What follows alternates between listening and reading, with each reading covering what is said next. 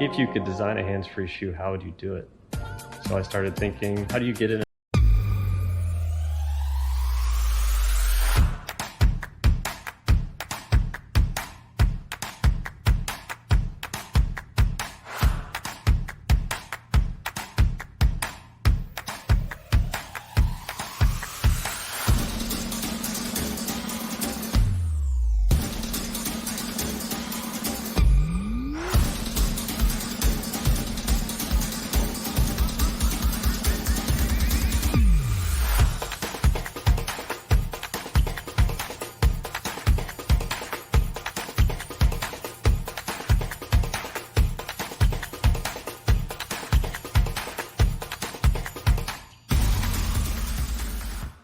Out of a shoe today without your hands, and you do that by taking one foot, putting it behind the heel of the other, and then yanking that foot out.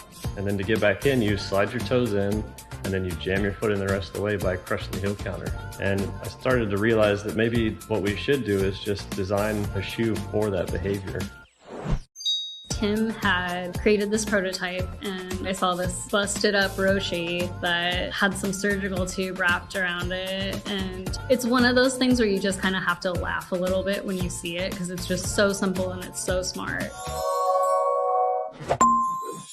I'm Haley. I'm a designer and innovator in NXT space. Hi, my name is Tim, and I work on a small team of exploration engineers. Hi, I'm Johnny, innovator in Nike Taiwan Innovation. As I started working with Tim, I realized was going to involve like a ton of math.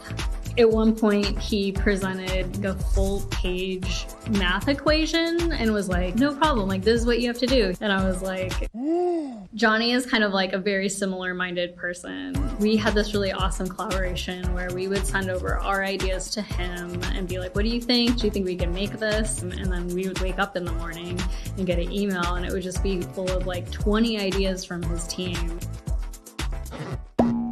So this is essentially a giant rubber band. We call it the tensioner, that holds tension on the shoe in both the open position and the closed position. The hinge here is what gives the shoe kind of space to open and close. And we've created like some nice geometry here that creates a really stable base when you move your foot in and out. One of the challenges was it needs to look like a full product, not like a broken shoe. Most challenges come from the tension band. So when we do one sizes, it works perfectly. But when you start grading, you still need to keep the aesthetic and design. But elastic band doesn't follow that rules. So you have to consider how I scale up the tensioner, but without losing the function and aesthetic. The original concept around this shoe was to support our adaptive athletes better. And we just quickly, throughout the process, found that this shoe was really universal. Everyone around the table would be like, oh, I need this shoe. I have kids and this would save my life in the morning. So I just see that kind of trickle down effect of you always design for the most extreme case. That's the hardest thing to do. And then it opens it up to everybody.